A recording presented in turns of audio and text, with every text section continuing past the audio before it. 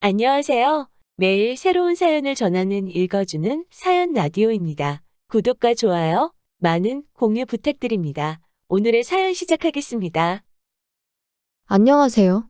결혼한 지 4년 차의 30대 여성이에요. 제가 원래 제 이야기를 잘하는 편이 아니다 보니 어떻게 시작해야 하나 싶은데, 사실 오늘 친구랑 만나서 커피 한잔하며 수다 좀 떨려고 했는데, 친구가 몸이 안 좋아 못 나오겠다고 하더라고요. 저는 이미 집에서 나왔는데 말이죠. 다시 들어가자니 모처럼 차려입고 나온 게 아깝기도 하고 그래서 집에서 조금 떨어진 곳에 있는 조용한 카페에 왔어요. 그리고 뭘 할까 고민하다 이렇게 익명의 힘을 빌려 얼마 전까지 어머님과 겪었던 갈등을 한번 적어볼까 해요. 지금은 어느 정도 상황이 정리되었긴 하지만요. 아무튼 가벼운 마음으로 들어주시면 감사하겠습니다. 이렇게 말하면 좀 철없게 들릴 것도 같은데 20대 때는 당연히 30대에는 결혼해 있을 줄 알았고 30이 넘은 직후에도 마음만 먹으면 금방이고 할 수 있을 줄 알았어요. 그런데 34이 넘어가고 주변을 둘러보니 어느새 대부분의 친구들은 다 결혼했고 심지어 아이도 한둘은 있는 거예요.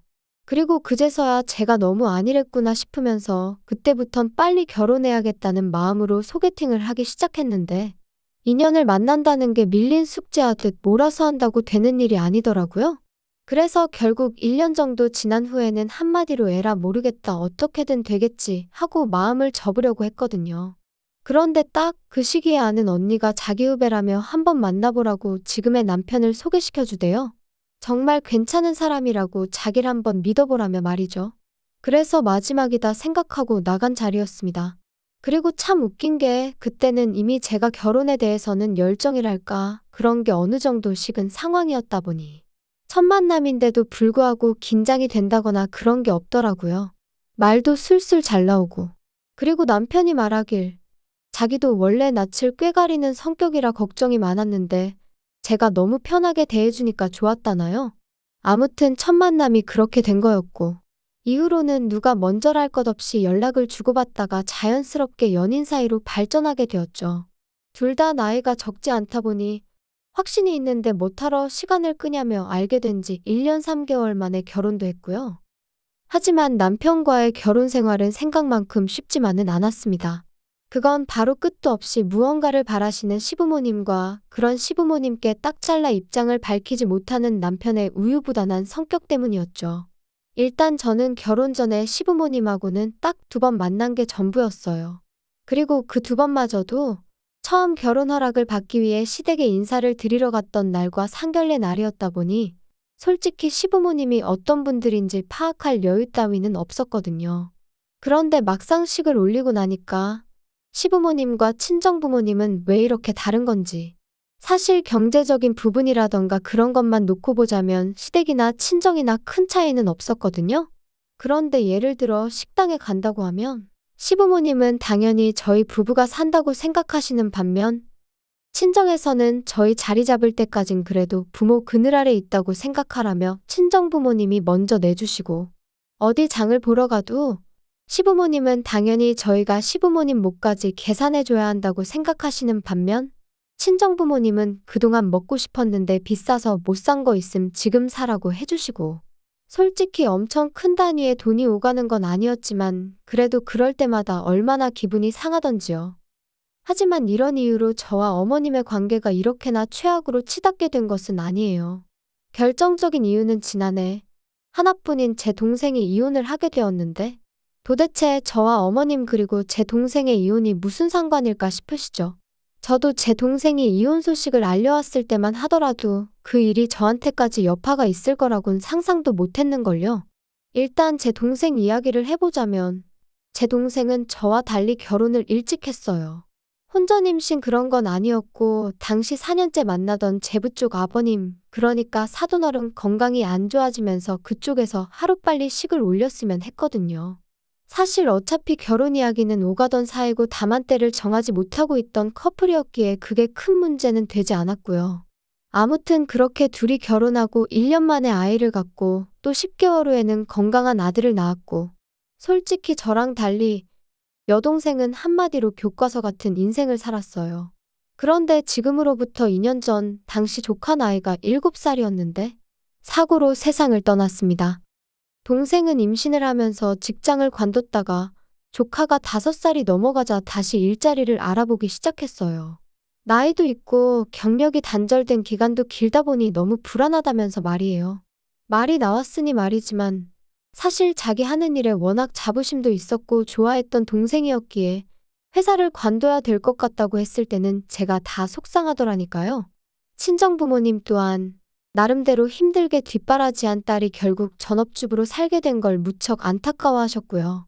하지만 결국 보란듯이 동생은 재취업에 성공했어요. 그러니 저희 친정은 말 그대로 축제 분위기가 따로 없었답니다. 하지만 얼마 후 만났던 동생의 표정은 어쩐지 밝지만은 않더라고요.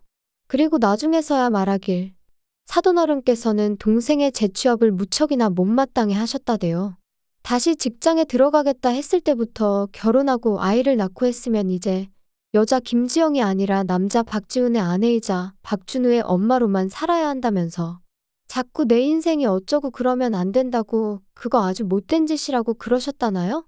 상견례 때 배웠던 사돈어른의 이미지와는 너무나 상반되던 여동생의 말에 저도 저희 친정부모님도 크게 충격을 받았어요. 아무튼 그리고 이후로도 걸핏하면 그깟 몇 푼 벌어온다고 유세 떠느라 네 할 도리를 똑바로 못하면 가만 안 두겠다. 네 친정엄마한테 전화해서 너 데려가라 할 거다. 정말 별의별 소리를 다 하셨더라고요. 하지만 이후로 동생은 직장 생활도 육아도 그런대로 잘 병행해 나가는 눈치였어요. 그런데 2년 전 그날 동생 말로는 갑자기 회사에서 지방에 있는 공장에 다녀오라고 하더랍니다. 진행 중인 프로젝트에 차질이 생겼네 어쩌네 하면서 직접 현장에 가서 사진을 찍어오랬다나요. 그리고 동생은 그걸 싫다 좋다 할 위치가 아니었기에 어쩔 수 없이 제부한테 전화해 잊지 말고 아들을 유치원에서 픽업하라고 했다는데 제부가 그만 그걸 깜빡했던 거죠. 그리고 그 사이에 혼자 집에 오던 조카가 버스에 치여 며칠 동안 병원에 입원해 있다가 세상을 떠났어요. 이 일로 양쪽 집안에서는 당연히 난리가 났습니다. 아니, 난리 정도가 아니라 말 그대로 초상집이 되어버렸죠. 그런데 어이없게도 이런 와중에 제부 쪽에서 동생 탓을 하기 바쁘더라고요. 애시당초 엄마라는 여자가 밖으로만 돌아대니 이런 일이 생길 수밖에 없었다며 어찌나 비난을 해대던지. 하지만 저희 쪽에서 보기엔 동생의 부탁을 깜빡한 제부가 더 잘못한 거 아닌가 싶었거든요. 그리고 막말로 조카는 제 동생 혼자 낳았냐고요. 그렇지만 동생이 그래도 자기 남편한테는 뭐라고 하지 말라고 그 사람은 자기한테 미안해하고 죽을 만큼 괴로워한다면서 감싸는데 아무튼 그때를 생각하면 지금도 가슴이 찢어지게 아프고 우라가 치밀고 그래요. 그리고 결국 그렇게 시달리던 동생이 제부한테 이혼하자 했어요. 같이 있으면 애가 더 생각나고 결국 당신도 미워지고 서로가 더 불행해지는 것 같다면서 제부한테 제발 놓아달라고 그랬다대요. 그리고 이혼만큼은 절대 못한다던 제부도 결국엔 동의했던 거지요. 그런데 여기서 제부가 생각지도 못한 얘기를 꺼냈습니다. 자기 엄마 때문에 많이 힘들었겠다며 가족이 살던 아파트를 제 동생 명의로 바꿔줬거든요. 참고로 동생은 조카가 죽고 나서 청소기 필터에도 조카 머리카락이 있다며 못 비우고 있을 정도로 조카의 흔적이 조금이라도 남아있을 법한 물건부터 시작해 조카가 쓰던 방까지 정말로 애착이 컸어요. 그래서 이혼하자 했을 때도 집을 처분할 수도 없고 어쩌면 좋으냐고 무척이나 걱정했었죠. 조카가 쓰던 방은 도저히 정리할 자신이 없다면서 말이에요. 그리고 다행히 그 마음을 제부는 알아줬던 거죠. 그런데 이 이야기를 들으신 어머님께선 말 그대로 막말을 쏟아내셨습니다. 그래도 네 동생은 참 재수도 좋다면서 남들 같으면 애 죽인 애미라고 손가락질 받았을 거라나요? 그리고는 그 남자 부모는 아파트 명에 바꿔준 거 아는 거냐? 모르니 가만히 있지 알면 그냥 둘 리가 없다. 우리 집 같으면 어림없다. 뭘 잘했다고 재산까지 낼름 받아먹냐. 그리고 제 입장에선 당연히 이런 소리를 듣고만 있을 수는 없더라고요. 그래서 어머님한테 저희 친정일 가지고 이러쿵저러쿵 하지 마시라고 저도 한번 신우 얘기 가지고 막 떠들어 볼 거냐 그랬어요. 그리고 아파트를 받았다고 제 동생이 받은 상처가 아무는 거 아니다. 하지만 그나마 아파트 줄 형편이라도 되는 집이니 얼마나 다행인지 모르겠다고. 까놓고 말해서 신우는 지금 이혼당하기라도 하면 집은커녕 차나 한 대 받을 수 있겠냐고요. 사실 저희 친정이 조카 장례 치르고 동생 이혼으로 시끄러웠던 동안 시댁이라고 아무 일도 없던 게 아니었어요. 남편에게는 위로 4살 많은 누나, 그러니까 저에겐 신우가 있는데 신우가 씀씀이가 장난이 아니었거든요. 누가 보면 진짜 재벌집 딸인가 싶을 정도로 비싼 물건도 척척 사나르고 어머님한테 선물도 자주 해드리고 뭐 자기 돈 자기가 쓴다는데 누가 뭐라 하겠냐마는. 그런데 심해부가 서울로 올라오게 되면서 그동안 신우 씀씀이의 비밀도 만천하에 드러나게 되었습니다. 심해부가 다니던 전 직장은 지방에 있었고 그러다 보니 이런저런 문화적 복지라던가 혜택이 많은 건 아니었는데 딱 하나 정말 부러웠던 거, 그건 바로 사택이 있다는 거였어요. 사실 남편에게 듣기로 심해부나 신우나 결혼할 당시 모아둔 돈도 없었고 양쪽 집안에서 그렇다고 크게 도와줄 형편도 아니었다 보니 사택은 정말 큰 도움이 되는 상황이었다대요. 그런데 이제 두 사람 사이에 아이가 생기면서 신우는 무슨 생각이었는지 모르겠지만 심해부는 종종 애는 서울에서 키워야 된다 그런 소리를 하더라고요. 그리고 그 소리는 애가 커갈수록 더 자주 들려왔는데 그 집이 원래 엄마인 신우보다 아빠인 심해부가 더 자식 교육에 열을 올리는 편이었거든요. 아무튼 그래서 심해부가 서울에 올라오고 싶은가 보다 올라오겠구나 싶더니 기어이 서울에 있는 회사로 이직에 성공했다면서 2달 안에 이사를 온다는 거예요. 그리고는 신우더러 그동안 모아놓은 돈에 대출받아 전세라도 구하게 알아보라 했던 건데 문제는 심해부의 생각과 달리 신우는 한 푼도 모아놓지 않고 그동안 심해부가 벌어다 준 돈을 다 써버렸던 거였죠. 신우는 자기 이러다 이혼당한다며 하루가 멀다 하고 어머님한테 연락을 해대는 눈치였어요. 그리고 그렇게 어머님이 내리받은 스트레스는 고스란히 저희 남편한테 전달되어졌죠. 어머님께선 이러다 네 누나 이혼당하면 어쩔 거냐고, 가만히 보고만 있을 거냐, 네 누나가 얼마나 너한테 잘했냐 하시며 남편을 들들 볶으셨는데 사실 신우가 얼마나 저희한테 잘해준 건 없어요. 저는 싫다고 필요 없다고 하는데도 자기가 쓰다 질려버린 명품백을 준다던가 심해부가 안 입는다며 비싼 옷을 남편에게 가져다주는 일이 몇 번 있긴 했지만 솔직히 고맙기는커녕 부담스럽고 짐스러워서 돌려준 지 오래였으니까요. 아무튼 이런 식으로 몇 번 통화가 오가더니 하루는 어쩐 일로 어머님이 남편이 아닌 저한테 연락을 해오셨어요.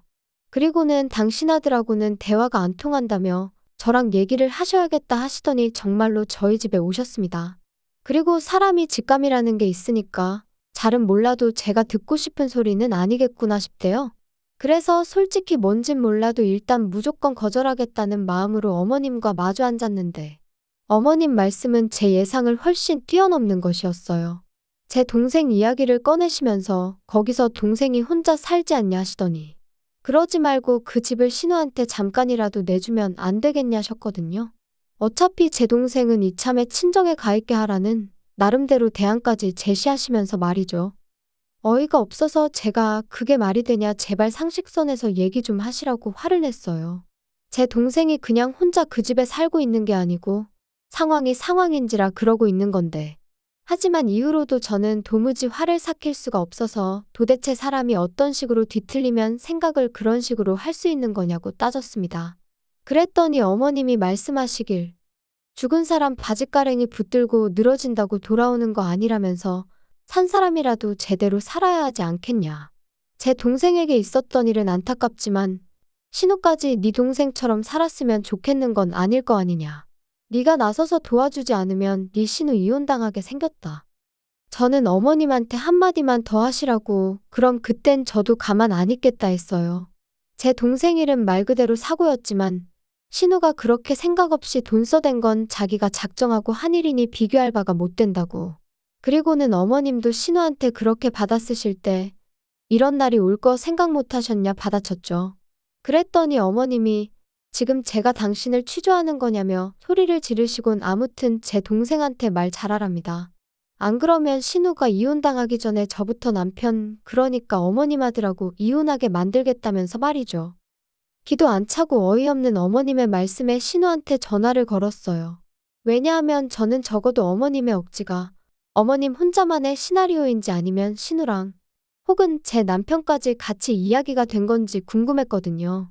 이후로 몇 번의 신호음이 울리고 신우가 전화를 받았습니다. 안부를 묻는다던가 떠본다던가 그러고 싶은 마음도 아니었기에 단도직입적으로 물었어요. 어머님이 제 동생 집을 형님한테 내주라고 막무가내로 나오시던데 어떻게 생각하시냐고요? 그랬더니 신우가 말 나왔으니 자기도 한마디 하겠다면서. 요즘 저출산이라고 뉴스에서 매일 나오는 거 알지? 그러니까 나처럼 애 키우는 사람들이 존중받는 사회가 되어야 돼. 더 좋은 환경에 있어야 되고, 사회적인 배려가 필요하다니까?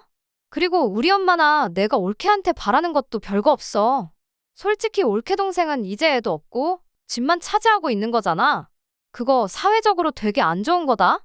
땅도 좁은데 왜 혼자서 그렇게 넓은 데를 차지하고 있냐 이거지. 이기적인 거 아니야?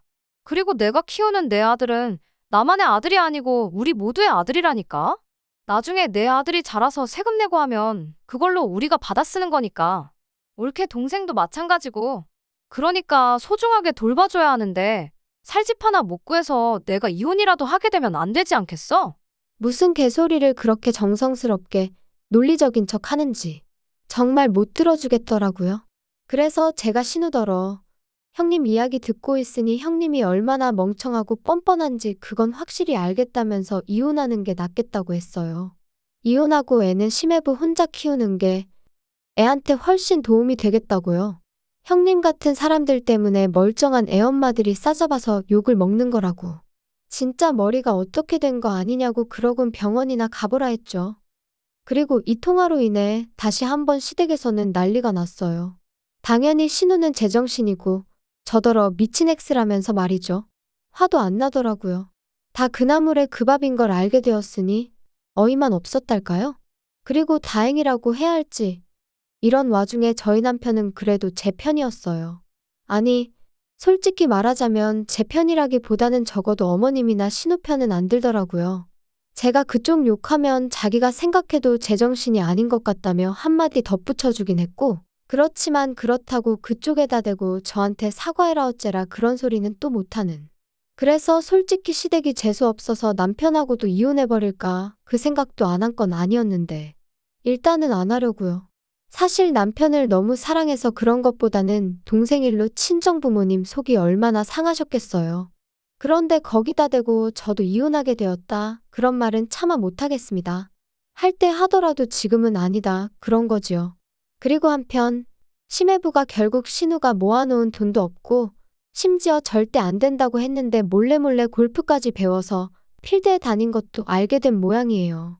역시나 예상대로 심해부 입에서 이혼 소리 나왔고 들리는 말로는 재산 빼돌린 걸로 신우랑 어머님을 고소할 거라던데 가족 사이에 가능한 이야기인지는 모르겠지만 어쨌든 볼만하겠다 싶어요. 남의 불행을 보고 즐거워하냐며 혹시 저를 욕하신다면 이건 불행이 아니에요. 자업자득이지요. 아무튼 지금 바라는 건 그저 아무쪼록 하루빨리 동생이 슬픔에서 벗어날 수 있었으면 좋겠다는 거예요. 그리고 남의 불행을 파헤치며 거기서 어떻게든 자기 입속을 차리려던 신우나 어머님한테는 어떤 식으로든 응당 대가를 치르게 될 거라는 말밖에는 할 말이 없네요. 물론 동생하고 신우를 보고 있자니 사람이 착하게 산다고 늘 좋은 일만 있는 것도 아니고 못되게 산다고 늘 안 좋은 일만 있는 것 같지도 않다는 거지만요. 그래도 물론 결국 착하게 사는 게 정답이겠지요? 제 생활은 둘에 비하면 그다지 유별날 것도 없고 평범한 듯하니 불평불만 없이 감사하는 마음으로 살아야 하는 건지. 아무튼 생각이 많아지는 요즘입니다. 긴 이야기 들어주셔서 감사합니다. 오늘의 사연은 여기까지입니다. 구독과 좋아요, 알람 설정해주시면 앞으로 더 좋은 사연으로 찾아오겠습니다. 감사합니다.